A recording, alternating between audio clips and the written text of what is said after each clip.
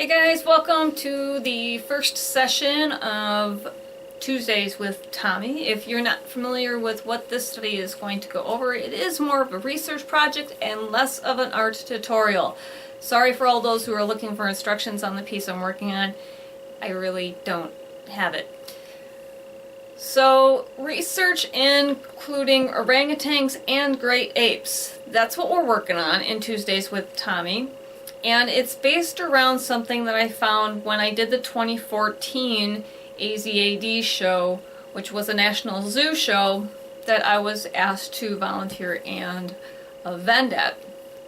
The greatest part of all of this that came out was that it forced me to kind of do a little bit more research with great apes, which is really not my forte. I really don't get into great apes, but it did kind of force me into looking up stuff and getting an interest in order to do something more productive than go around and photographing the Milwaukee County Zoo, which I could do on any other given day of the week without like 100 docents from 100 different zoos standing around.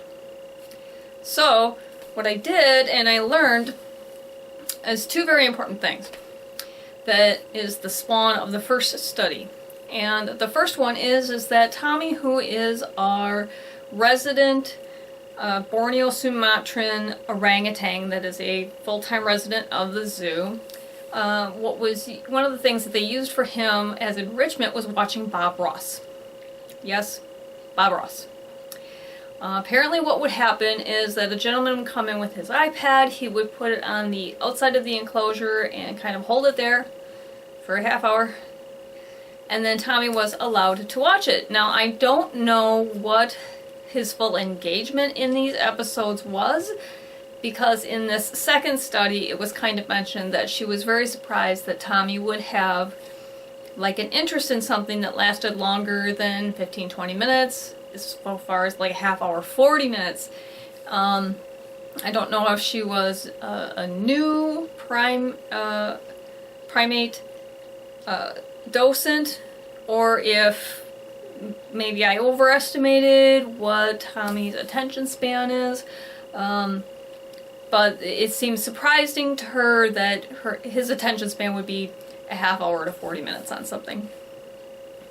So that was one of the key factors. The other key factors was in researching stuff with orangutans and great apes and gorillas, that orangutans and gorillas, which are your great apes, both have a functionality in their brain that works much like a human, and that is that they recognize facial expressions, and facial expressions are very important, and that their brain effectively functions on the same 8 points of recognition that a human's face, or the humans do facial recognition with too.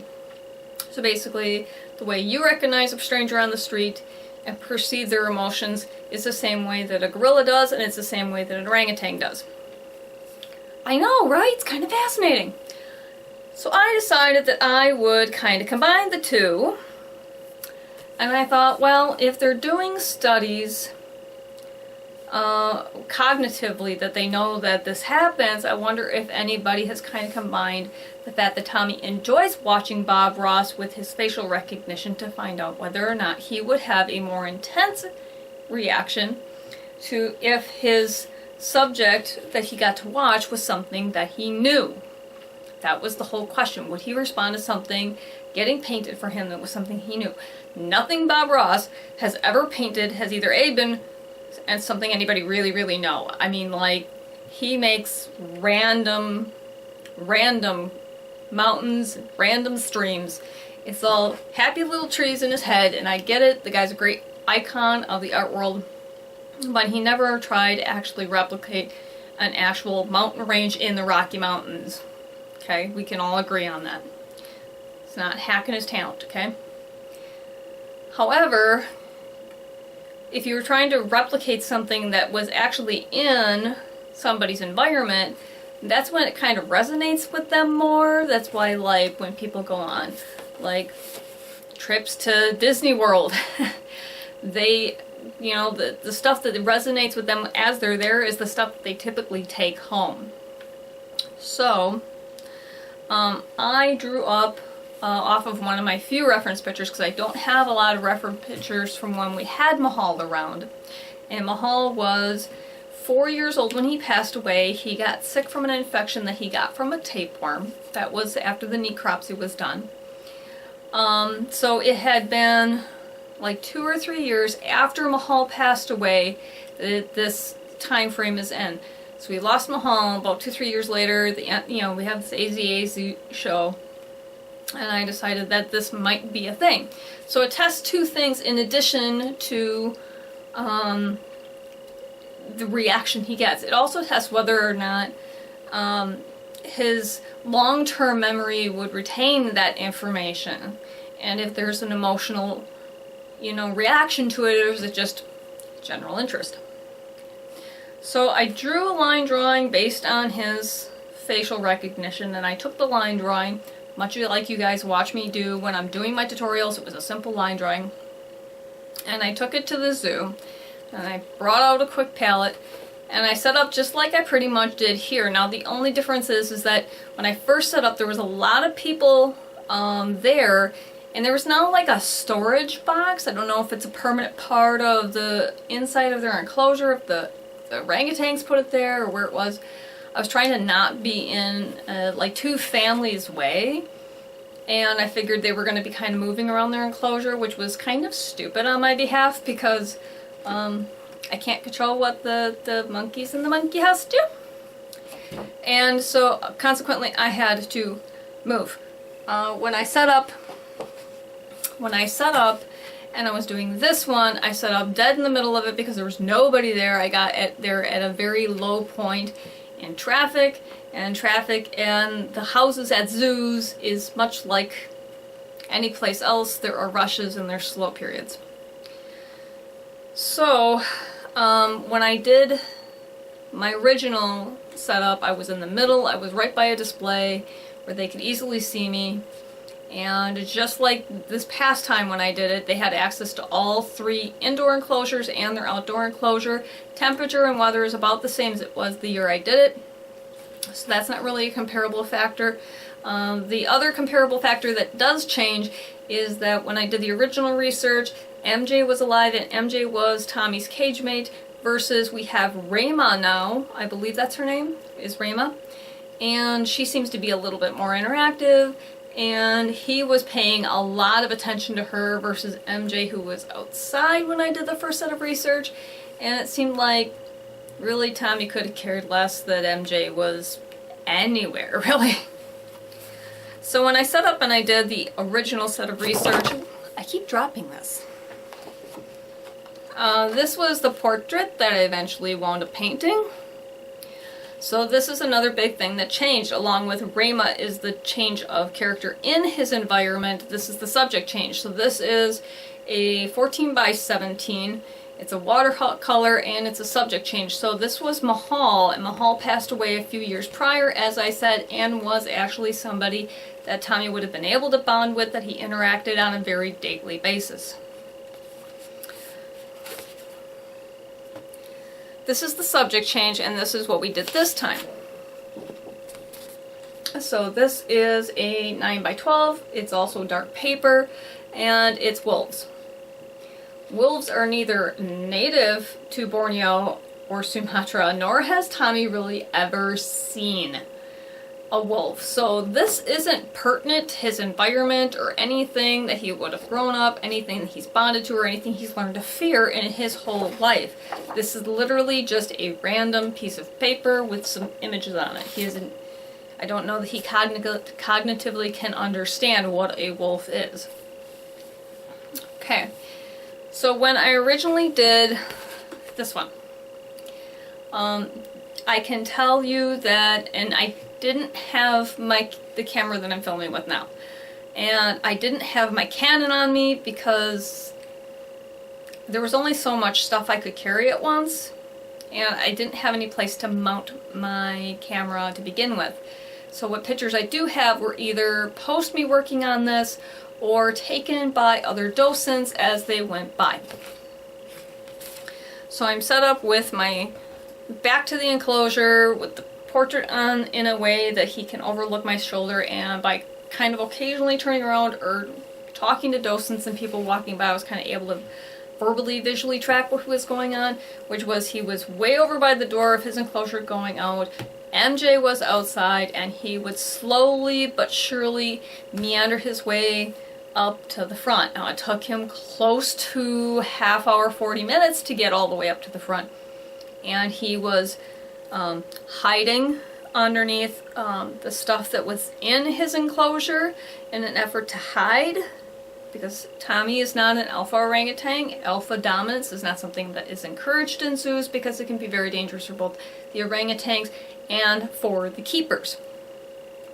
So it did take him close to 35-40 minutes to get up to the front of the cage, and he was way down here like this, hiding, and he would look, and he would look. And I've got pictures of him doing that, very much hiding and lurking and being very much down toward the bottom of the glass and hiding underneath, putting stuff on his head, and very much interested in what I'm doing, but trying to almost hide the fact that he was interested in it.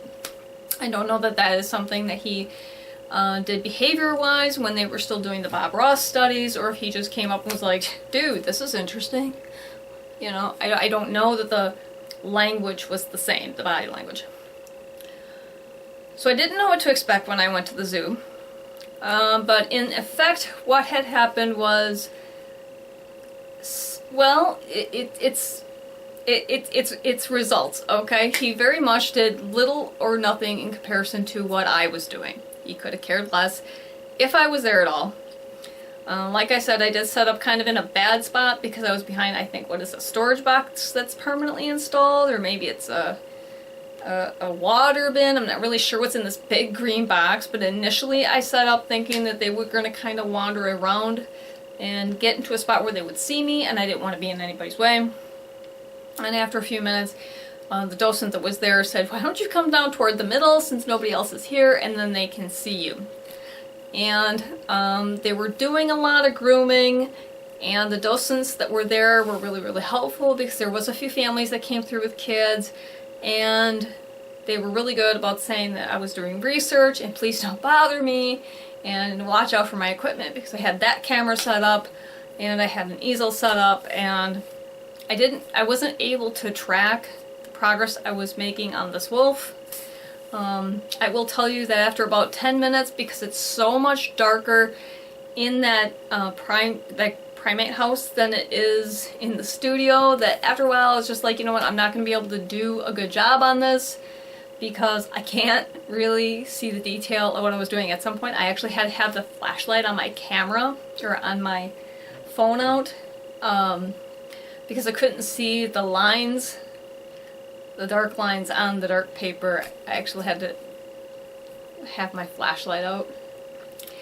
And maybe that was of some interest because they were saying, oh, Tommy's looking, and I would kind of get some feedback about what he was doing, but he never, at that point I had my back to a box and he could have climbed over it, but he was very much immersed in what Raymond was doing. And when I moved, I got a couple of glances, and then effectively they eventually went outside. Tommy could have cared less that I was there. There is some bad news about this, and it has to do with, I'm not sure if it's that camera or if it's the memory card, or if it's a combination of that and the battery, because I did film 2 full sections and then I went to go film a close, and for some reason my camera, the one I'm using that I film with all the time, gave me an error message saying that the memory card wasn't loading right and it had no battery, which was really, really strange because it was still filming. I don't know, it wouldn't go into record mode. So I will kind of give you maybe like a time lapse of it, but this would be the finished piece, and this was the original study.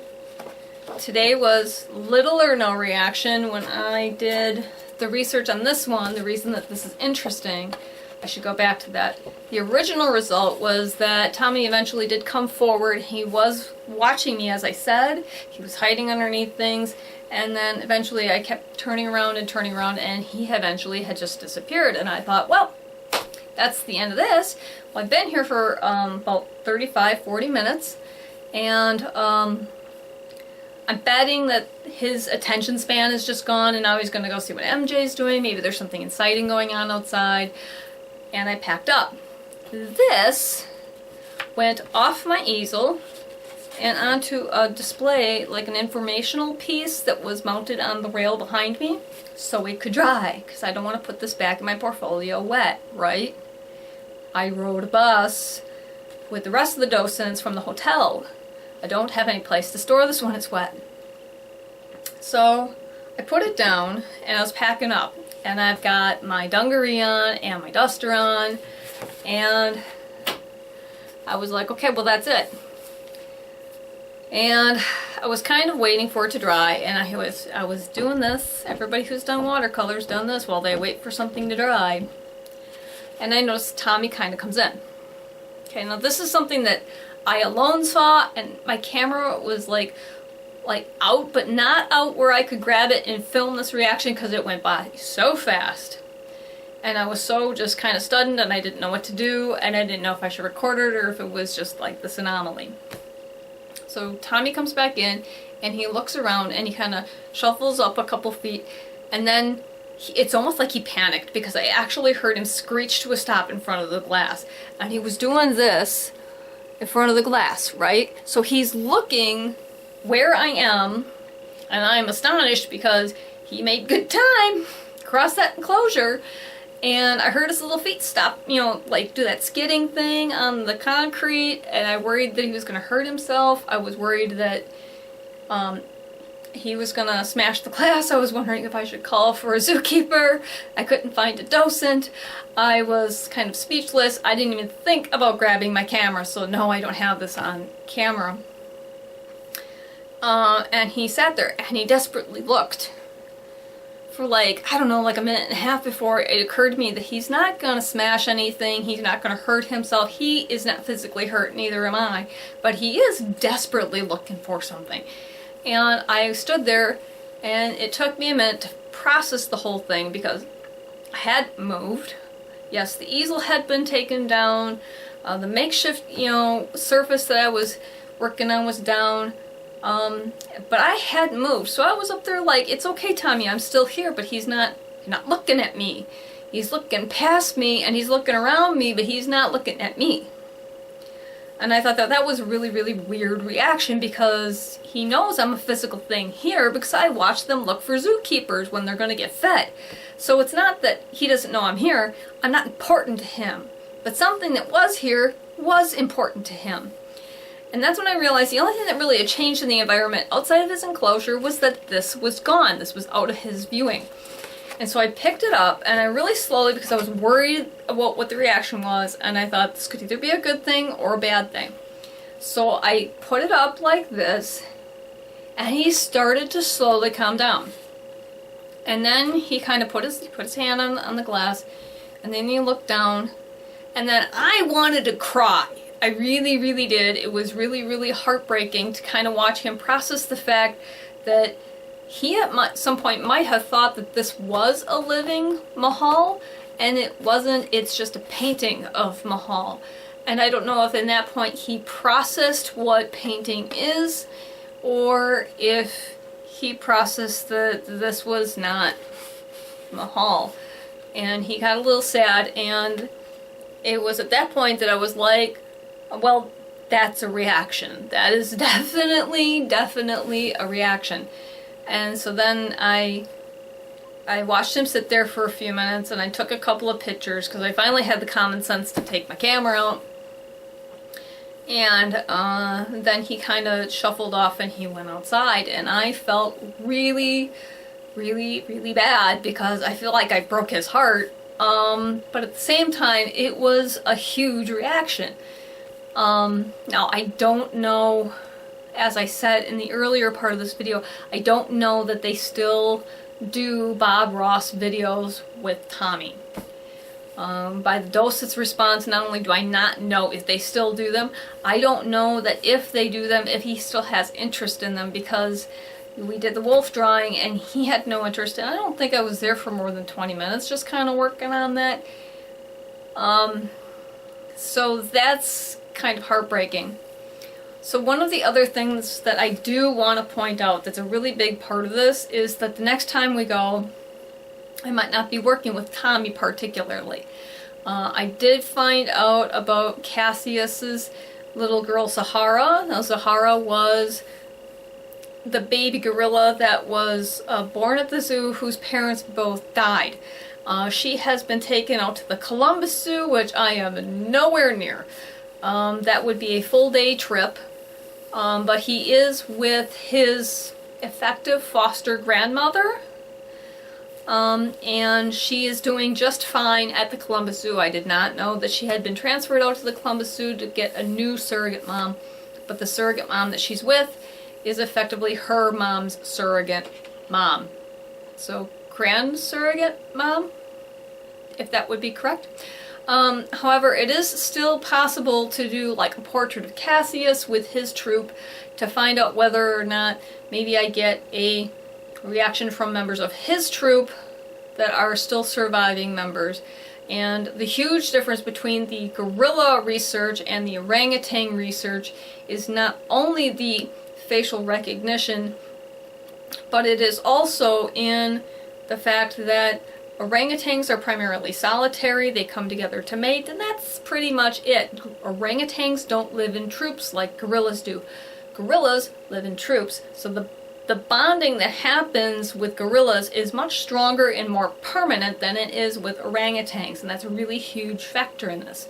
So while I do have this portrait of Mahal, and I do have a colored pencil that I might work on, I don't think the next time we do Tuesdays with Tommy I'll be at the orangutan enclosure. I'll probably be trying to do maybe some counter research with the gorillas, and we'll see what the gorillas do if they give me some different research results. So, that's the summation, and I'll kind of run some video maybe in the down here, or I'll run maybe it on a time lapse. But that would be the first Tuesday with Tommy results. I also did do quite a bit of photography at the zoo, so if you want to go over and maybe subscribe and support the channel on the Patreon page, I'll be posting some of maybe the impala pictures, because the impalas were sparring, and the grizzly bears were doing stuff. So I'll have a few other pictures that you guys can maybe use as reference pictures. And if you want to see more of the research with Tuesdays with Tommy, feel free to like and subscribe, hit that little notification bell, and or leave a notation in the comments. And if you want to see, like, you want to just see what happens when artists paint at the zoo. I mean, there was a guy that was at the grizzly bear enclosure that just had earbuds in, and he was just drawing away at a brand new sketchbook. I don't think that just life drawing is very entertaining or interesting.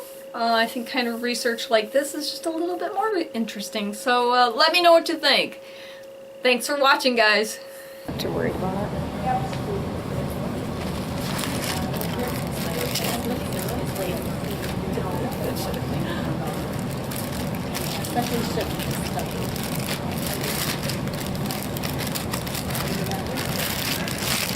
Are you posing, my dear? No, I'm hungry. She's been waiting for you. Oh, our watches are different here. What's going on here? I'm doing some research. You are? I am. Anyway, they just moved into the corner. I'm doing it for today. Okay, I'm doing it. Whew. This is actually so dark I can't even see the lines. Okay. Well, believe it or not, she said to see the chimps, and there's a gorilla out there, so she gotta go all the way outside the gorillas and then go What kind of research are you? So way back when the AZAD a few years ago had their Milwaukee I did my life. convention, Yep. I got invited to vent. Okay. And I was looking for something interesting to do because I knew there was going to be a day pass. And so I opted to kind of look into orangutan research, and I found out that effectively Tommy, one of his enrichment activities is watching Bob Ross. Yes. And I thought, well, Used to love it. I don't know if I can do anything with that, but then I was kind of doing a little bit more research, and then I was watching some special that said, like, well, effectively great apes, like gorillas and orangutans, have the 8 points of facial recognition, and their brains operate in facial recognition the same way people do. And I thought, okay, well, what if you combine the two? Because Bob Ross doesn't paint anything relevant to Tommy's personal life. Right. What if you were to pattern a painting after something that he personally interacted with? And I had pictures of Mahal, who had passed away already. And I thought, well, I wonder if I would get a reaction from that. And initially I didn't. And he had wandered outside when we still had MJ, and had kind of wandered off. And then the time ticker was about 42 minutes, something like that, when he wandered off. And I thought, well, he had come up, and a couple of the docents that walked by were impressed because he doesn't like coming to the front of the enclosure, and he's very passive, and so they were all impressed with that, and they said, well, that's something. And I said, yeah, but that's not really anything more than it's something he likes to watch. So I was kind of like that with it, and I started So tearing what down was my he stuff. watching? He was watching me paint, but I was painting For that long? Mahal. Yeah. Wow. And then what happened is I took it down and I started to pack up my stuff so I could actually go walk around the zoo. And he came in to check, and everything was kind of like down, and I was waiting for the watercolor to dry. And I put it over there. And he freaked out, and he came racing up to the glass, and he was doing this. And I thought, what the hell is he looking for? I haven't moved. Nothing's here. There wasn't even a docent here when it happened. And I thought, what the hell is he looking for? And I thought, nothing's changed. I'm still standing here, and I'm just going through my, like, the scene and seeing what he could have been looking for. And I thought, he's looking for the painted picture. And I turned around and I showed it to him, and you could see the gears grinding. And then he stopped, and you could see it his look on his face where he kind of processed it. And then he kind of wandered off. And I thought, well, that's a reaction. And that is, like, to me, it's like, that's really weird because effectively, art gives him nothing he needs to survive. He doesn't get food, shelter, water, a mate, anything. So he just gave aesthetic value to something he's never going to touch. And I thought, okay, but this is something he knows. What happens if I paint something he doesn't know? Do I get the same reaction? Is it just something interesting? So I was going to do some wolves today, and then I was going to come back in the future and maybe do one of Mahal again, and then maybe do one of MJ and see if the reaction changes. Oh, it's kind of interesting. Very. Because So, the docents all thought it was really interesting, and they were kind of upset because I had been here for a half hour, and they, they had heard about it, and I heard that they had done a talk on Tommy and effectively the research, and apparently they had an artist that would come in with some maybe organic paints or some paints that he could eat, and he would be able to finger paint, but that they had done some research in that, and I thought, well, what would be interesting is if I could get my hands on the same kind of material, so that if after I painted it, if I gave it to him, what his reaction would be. Like, would he just tear it up? Would he play with it? Would he hide it? And I thought, well, that's probably not going to happen, but I can at least play with the concept. now, has he been observing you today? He did not. There was a lot of people here, and they were back behind this post. And then they kind of... Do they have access to this one over here, too? They had access to all three. Oh, okay. So, I guess they're over there now. So right here. So, I will see what happens and see if they even give two hoo-has about anything I'm doing. There they are. They're in the door. They are debating.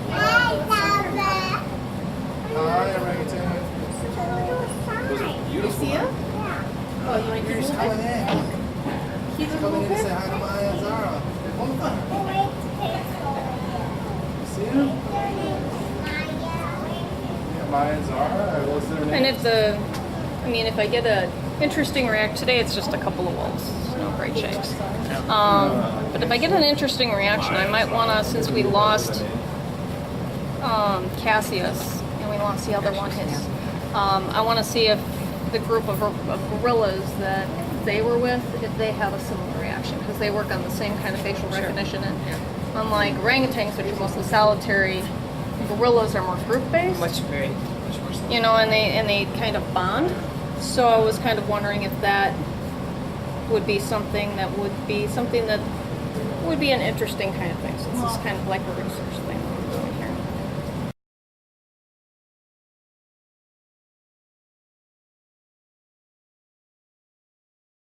Do you have any affiliation with the zoo, or are you just? I just have a zoo pass.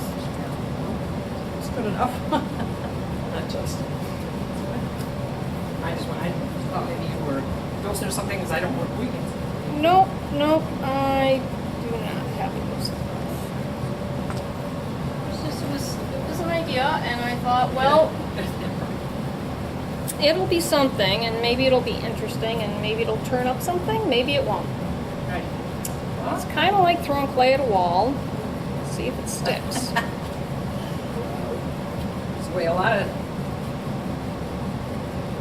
things start.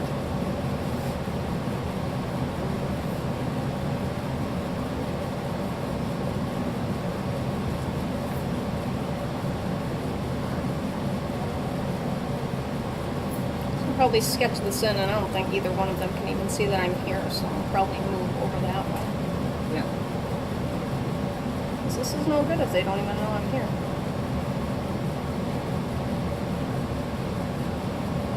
That's amazing that he stayed out there that one that day. Yeah, it was. He Never was stays like way back by the door, and he kept he would like. He did that for at like a good 3/4 of it, and then he was. I've got pictures of him like kind of. He was hiding underneath the. I don't even know what that is. The hay kind of bedding. Yeah. He It's was called hiding wood underneath wool. it. And so a couple of the docents came by and they were like, "This is amazing. He's like all the way up here and he's hiding, but he's intensely watching you." Right. Well, sure. He's good at that.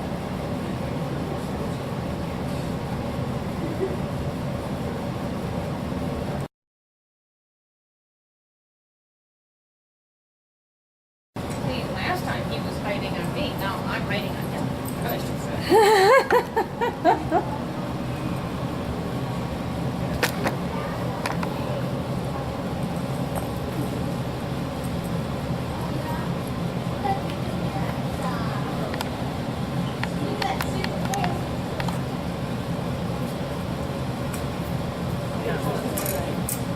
I don't want to be in anybody's way. That's the whole thing.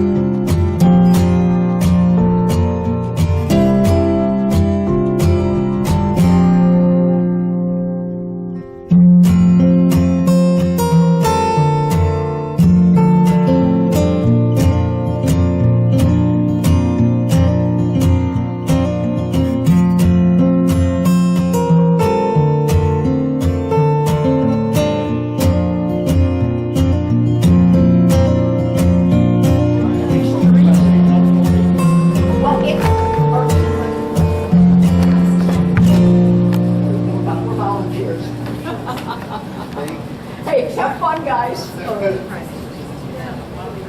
And why they ask why you're doing that? Just the team building. fun? Just the team building exercise. Yeah. Thank you. Yeah. should just be like, So, where are they all? They're not outside, they're not inside. Do you know what the monkeys are? Hello. Hi, good, how are you? I'm just wondering, where, I mean, there's a lot of empty. Well, They're both here. Okay. It's Yeah. tucked in the corner there right now. But I guess, yeah, there's some outdoor ones. I don't know, do the animals get moved around or just kind of wondering? Sure. Which animals in There's particular? one that pull nose looking one, the very what they're called, the very beginning of the No, the one with the nose with different colors. That has different colors. Yeah, I thought it's called six of them, I think, Oh, you're talking about right down here. at the beginning of the, yeah. And those are not there, I didn't know if they had them out, they're outside or they're inside or. They might be outside. And if you go on the gorilla deck, there's a gorilla out there. No one's out there. Okay. Because they the whole indoor door. Yeah. Do the animals get rotated or kind of moved around? Or? Well, it depends on what you mean by rotated. Well, I mean, they have access to all things. If it's here, then they also have outdoors. okay. Okay. I see. But as far as you mean, Like, different.